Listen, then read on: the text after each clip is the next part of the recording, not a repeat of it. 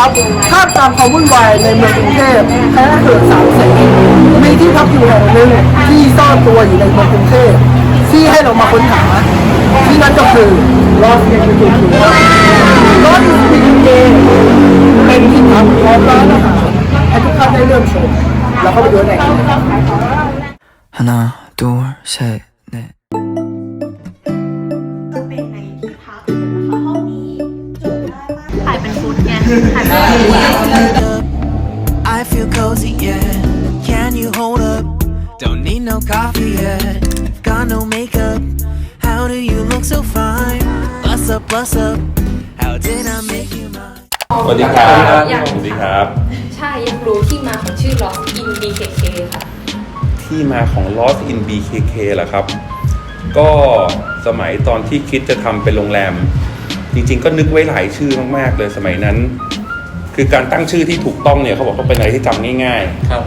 ควรจะมีที่มาที่ไปนิดนึงอาจจะเป็นเรื่องโลเคชั่นหรืออะไรบางอย่างตอนแรกว่าจะตั้งชื่อว่าอินทระโฮสเทลถามว่าอินทระมาจากไหนมาจากวัดอินทระวิหารเสร็จปุ๊บคราวนี้ก็คิดไปคิดมาคุยปรึกษาเพื่อนๆเขาก็มีแนะนำว่ามันจะลำบากสำหรับต่างชาติเพราะถ้าเกิดที่นี่ทาร์เก็ตจริงๆเป็นต่างชาติล้วนๆเลยฉะนั้นการตั้งชื่อไทยบางทีมันก็ดาบสองคมโอเคมันได้เรื่องโลเคชันแต่ฝรั่งก็ไม่รู้หรอกว่ามันอินทระยังไงตอนนั้นก็เลยเปลี่ยนใหม่ดีกว่าถ้างั้นเอาชื่อฝรั่งที่มันจำง่ายๆดีกว่าตอนนั้นสิ่งที่ผมเห็นก็คือ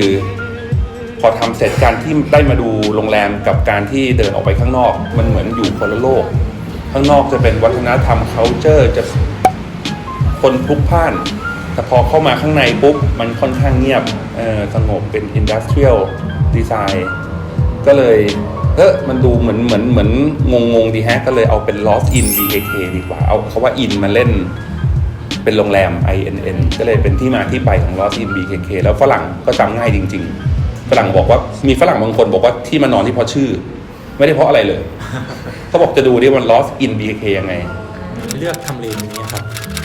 ทำไมเลือกทำเลตรงนี้หรออันนี้คือเป็นที่ดินเก่าใช่ฉะนั้นเลยไม่ได้เลือกเลยไม่ได้เลือกเลยเลยไม่ได้เลือกเพราะว่ามีตึกอยู่แล้วทีนี้ตอนนั้นก็มาดูว่าจะทำอะไรกับมันได้บ้างสมัยก่อนมันเป็นอพาร์ตเมนต์ซึ่งน่าจะเป็นอพาร์ตเมนต์มาอายุก็จะประมาณ40ปีเข้าไปแล้ว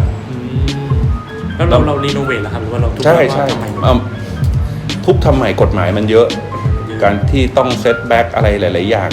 ตอนนั้นก็เลยต้องใช้โครงสร้างเดิมและรีโนเวทใหม่ครับก็เลยไม่ได้ทุบทั้งหมดเก็บพื้นเก็บคานเก็บผนังไว้แล้วก็ที่เหลือรีโนเวทใหม่ที่นี่สร้างปีไหนนะคะหมายถึงรีโนเวทเป็นโรงแรมใช่ค่ะ2 ปีที่ผ่านมาปีนี้ปี2018ใช่แล้วห้องพักมีกี่แบบคะที่นี่ราคาห้องพักมีกี่แบบมันจะมีห้องพักที่เป็นห้อง private ห้อง private ก็จะแบ่งเป็นทั้งหมด3 room type ก็จะมีห้อง standard ห้อง standard ก็จะเป็นห้องที่เป็นเตียง5 ฟุตเตียง queen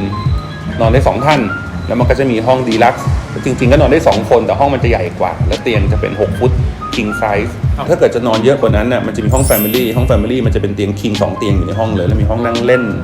ก็จะนอนได้เยอะขึ้นละ 4-5 คนสบายๆจะเอามากกว่านั้นก็จะเป็นห้องดอมเพราะว่าตอนนั้นทาร์เก็ตฝรั่งแล้วทีนี้ตอนนั้นกระแสฝรั่งเที่ยวห้องดอมเยอะมาก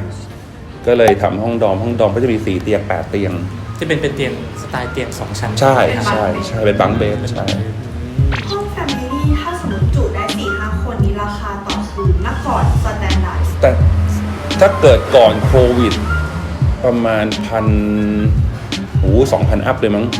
ก่อนโควิด 2,000 อัพสแตนดาร์ดจริงๆก็1,000 อัพดีลักซ์ก็1,000 กลางๆส่วนห้องดอมเตียงละ400นี่คือไม่ว่าจะห้อง4 เตียง 8 เตียงก็400คิดต่อเตียงใช่คิดต่อเตียงเอาจริงๆคือตอนแรกกำหนดด้วยบัดเจ็ตพอมันโดนกำหนดด้วยบัดเจ็ตดีไซน์ไหนที่สามารถเซฟคอสได้มากที่สุดจริงๆมันกลายเป็นพวกสไตล์ออกมินิมอลอินดัสเทรียลพวกนี้จะเซฟคอสเพราะมันฟินิชชิ่งมันไม่ต้องทำอะไรเยอะมากมันสามารถเปิดเปลือยสามารถดิบได้แล้วบวกกับชอบด้วย ประมาณนั้นก็เลยมาเป็นดีไซน์นี้ตอนแรกจะทำไทยๆให้มันเหมาะกับแถวนี้ออกมาโอ้โหบานแน่นอน ก่อนโควิดโรงแรมเป็นยังไงบ้างครับลูกค้าพนักงานอะไรเงี้ยครับ ก่อนโควิดเป็นยังไงเหรอก็ค่อนข้างดีทีเดียว อัตราการเข้าพักคือค่อนข้างเต็มไหมครับ กี่เปอร์เซ็นต์ ถ้าไฮซีซั่นก็เต็มตลอดนะค่อนข้างเต็มตลอด ครับ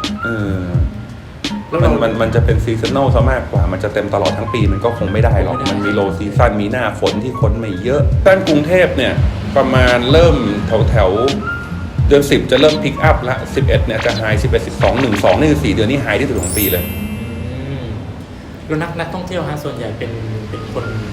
คนไทยหรือว่าคนต่างชาติ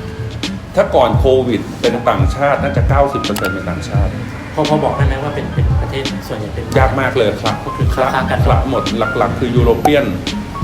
จะเป็นอันดับหนึ่ง ครับแล้วเหมือนเราต้องใช้พนักงานในการพวกรันในโรงแรมเยอะไหมครับพวกพนักงานต่างๆ สมัยก่อนที่จะมีฟรอนต์ทั้งหมด4คนแม่บ้าน4คนโดยประมาณ แล้วตอนนี้ ตอนนี้เป็นไงบ้างครับ ตอนนี้ฟรอนต์เหลือ3คนครึ่งแม่บ้านเหลือ2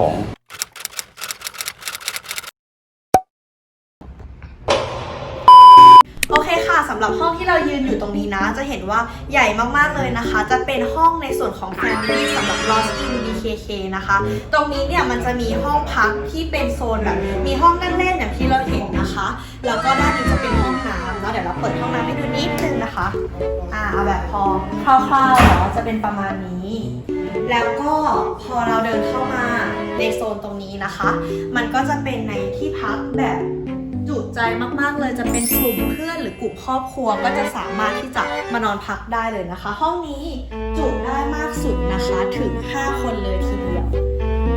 ถ้าเกิดสำหรับใครที่อยากจะมาเช่านะคะ ก็ติดต่อทาง Lost In ได้เลยเดี๋ยวจะขึ้นช่องทางติดต่อไว้ให้นะคะ L'espoir est un plat bien trop vite consommé. À sauter les repas, je suis habitué. ผมพูดคำนี้เลยแป้งกรอบมากนะครับผมเนื้อหมูขนาดพอดีคำ เป็นไงบ้างองค์ประกอบ เนื้อพอดีคำนะครับผมด้านในโปะด้วยชีสโปะด้วยผักและตามด้วยมะเขือเทศมันถือว่าเป็นการที่รวมตัวและกลมกล่อมมากนะครับผมเดี๋ยวผมจะชิมชิ้นนี้ให้ดู อ๋ออย่าช้าตามอ่ะตามตามตาม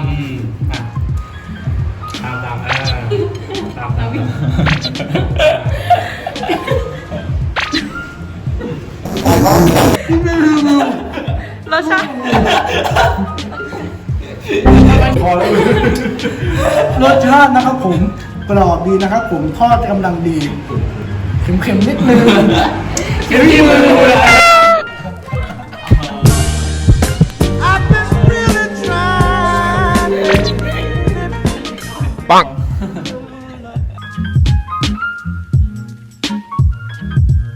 It's not for me to say you Flip the kill switch. Jojo, pose, pose, pose. Jojo, pose, pose, pose. Jojo.